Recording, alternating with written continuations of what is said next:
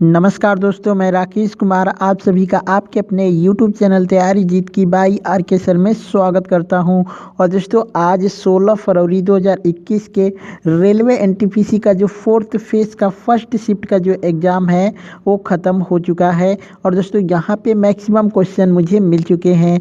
यदि आपने एग्ज़ाम दे रखा है तो आप हमें क्वेश्चन बता सकते हैं हमारे व्हाट्सएप नंबर पे। हमारा व्हाट्सएप नंबर है 88819493। जी हाँ दोस्तों, आप लोग इस नंबर पे कॉल करके व्हाट्सएप करके भी मुझे क्वेश्चन बता सकते हैं, या फिर इसी वीडियो के कमेंट बॉक्स में भी आप क्वेश्चन बता सकते हैं।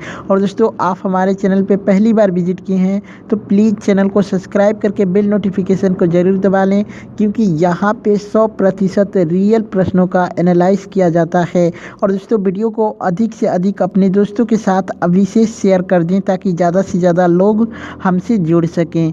चलिए पहला प्रश्न देखते हैं। नवीन पटनायक जो हैं ओडिशा के कितनी बार मुख्यमंत्री बन चुके हैं? तो दोस्तों ये लगातार 5 बार ओडिशा के मुख्यमंत्री बन चुके हैं। वर्तमान में ये शायद ओडिशा के मुख्यमंत्री हैं। ठीक है, वर्तमान में ये ओडिशा के मुख्यमंत्री हैं नवीन पटनायक। ठीक है, और दोस्तों बात करते हैं नवीन पटनायक का जन्म कब हुआ था? तो 16 अक्टूबर 1946 को इनका जन्म हुआ है। कहाँ पे हुआ था? तो कटक उड़ीसा में इनका जन्म हुआ था। और दोस्तों ये किस राजनीतिक पार्टी से बिलोंग करते हैं? तो बीजू जनता दल से ये बिलोंग करते हैं। और दोस्तों एक रोचक बात आपको बता देते हैं कि जो नवीन पटनायक की अभी तक शादी नहीं हुई है, यानी वो अभी तक अविवाहित हैं। तो हो सकता है इससे रिलेटेड भी आपसे प्रश्न पूछ ले। ठीक है, चलिए एक प्रश्न आया था कि मथुरी नृत्य किससे संबंधित है? ठीक है, तो दोस्तों ये मथुरी नृत्य जो है ये आंध्र प्रदेश का नृत्य है। और दोस्तों ये आदिलाबाद जिले के मथुरी जनजातियों द्वारा विशेष आदिवासी नृत्य है। यानी ये किन जनजातियों द्वारा किया जाता है? तो ये मथुरी जनजातियों द्वारा किया जाता है। ठीक है, चलिए एक प्रश्न आया था दोस्तों कि आईपीएल के 13वें संस्करण में पर्पल कैप किसे मिला था? तो दोस्तों 13वां संस्करण जो 2020 में हुआ था, कहाँ पे हुआ था? तो दुबई में हुआ था, संयुक्त राज्य अमीरात यानी यूएई में हुआ था। और दोस्तों कागिसो रबाडा को पर्पल कैप मिला था, जो कि सबसे ज़्यादा 30 विकेट लिए थे। ठीक है, और आपसे पूछ सकता है कि ऑरेंज कैप किसे मिला था? तो दोस्तों ऑरेंज कैप जो है वो केएल राहुल को मिला था। इन्होंने सबसे ज़्यादा 670 रन बनाए थे। और दोस्तों जो केएल राहुल हैं ये पंजाब क्रिकेट टीम के कैप्टन हैं।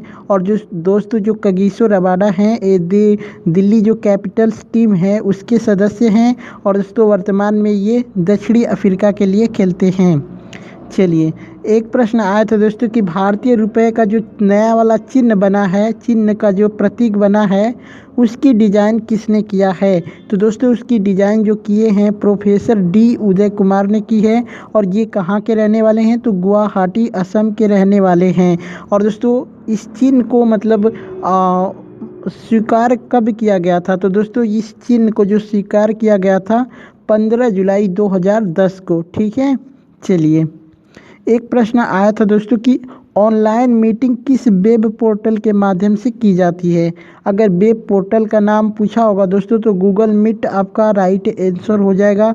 अगर ऐप के बारे में पूछा होगा तो जूम ऐप जो होता है, जूम ऐप ये भी हो सकता है, क्योंकि इसके द्वारा भी ऑनलाइन मीटिंग्स की जाती है। तो अगर ऐप का पूछा होगा तो जूम ऐप आपका राइट आंसर हो जाएगा। अगर पोर्टल पूछा होगा तो गूगल मीट आपका राइट आंसर हो जाएगा। ठीक है, चलिए एक प्रश्न आया था कि सूर्य जब दूर होता है तो उसे क्या कहते हैं? तो दोस्तों जब सूर्य दूर होता है तब उसको क्या बोलते हैं? अपसौर कहते हैं। ठीक है, और दोस्तों हो सकता है सेकेंड शिफ्ट में आपसे पूछ ले कि जब सूर्य नज़दीक होता है तो क्या कहा जाता है? तो उसको उपसौर कहते हैं। ठीक है, दोनों चीज़ें आप जान लीजिए, इसके लिए आपके एग्ज़ाम में ये बहुत ही इम्पोर्टेंट है। अगर नज़दीक रहेगा तो उपसौर और दूर रहेगा तो अपसौर। ठीक है, चलिए एक प्रश्न आया था दोस्तों छुई मुई पौधे से रिलेटेड प्रश्न आया था। और एग्जैक्ट में प्रश्न कैसा था लेकिन इससे आया था, आप लोग दोस्तों कमेंट करके बताइए कि क्वेश्चन कैसा आया था। ठीक है, छुई मुई वाला जो पौधा है एग्जैक्ट में क्या पूछा था इससे रिलेटेड। एक प्रश्न आया था कि 10 साल की उम्र में किसे wild life photographer of the year का खिताब मिला था। जी दोस्तों, 10 साल की उम्र में किसे wild life photographer of the year का अवार्ड मिला था, तो अर्शदीप को मिला था। जी दोस्तों, अर्शदीप को मिला था। कब मिला था, तो 2018 में उन्होंने 10 साल की कैटेगरी में यह पुरस्कार हासिल किया था। और दोस्तों, उन्होंने उल्लू की तस्वीर अपने कैमरे में कैद की थी।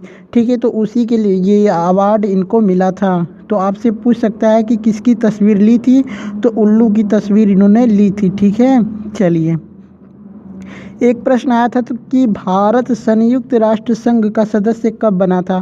तो दोस्तों, जो भारत ने साइन किया था 1 जनवरी 1942 को घोषणा पत्र पर हस्ताक्षर किया था और 25 अप्रैल से 26 जून 2045 तक सैन फ्रांसिस्को में ऐतिहासिक संयुक्त राष्ट्र सम्मेलन में भाग लिया था। ठीक है, चलिए। एक प्रश्न आया था दोस्तों कि 2020 का मैन बुकर पुरस्कार किसे मिला था। तो दोस्तों, ये स्कॉटलैंड के लेखक हैं डगलस स्टुअर्ट को। ठीक है, डगलस स्टुअर्ट को ये अवार्ड मिला था उनके पहले उपन्यास सग्गी बैन के लिए। ठीक है, किसके लिए मिला था, तो सग्गी बैन के लिए मिला था ये अवार्ड। ठीक है। एक प्रश्न आया था दोस्तों कि 69वां संविधान संशोधन का संबंध किससे है।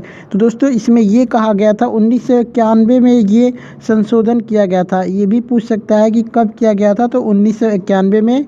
तो 69वां संविधान संशोधन 1991 के तहत ये कहा गया था कि दिल्ली को राष्ट्रीय राजधानी क्षेत्र बनाया जाएगा और तथा दिल्ली संघ राज क्षेत्र के लिए विधानसभा और मंत्रिपरिषद का उपबंध किया जाएगा। ठीक है, चलिए। एक प्रश्न आया था कि Na2CO3 को क्या कहते हैं। तो दोस्तों, ये धोवन सोडा या फिर इसको धोने का सोडा भी कहा जाता है और इसी का रासायनिक सूत्र है Na2CO3। ठीक है, चलिए। एक प्रश्न आया था दोस्तों कि प्रधानमंत्री की किस योजना को नाबार्ड द्वारा चलाया जा रहा है।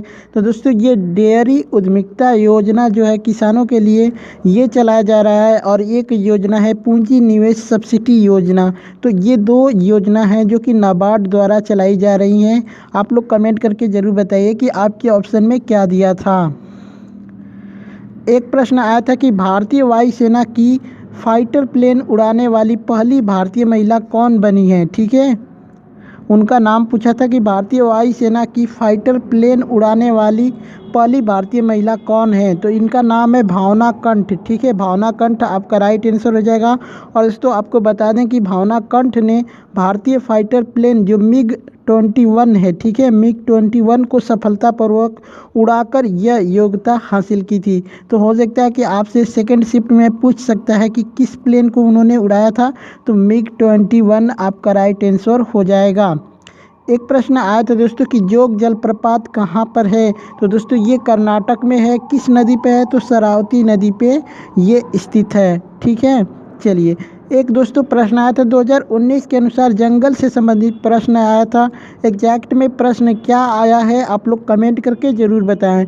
ठीक है, तो दोस्तों, इतने सारे प्रश्न मुझे मिले थे। ये वीडियो आप लोग को कैसी लगी, अच्छी लगी हो तो लाइक ज़रूर करिएगा और वीडियो कैसी लगती है कमेंट करके ज़रूर बताइएगा।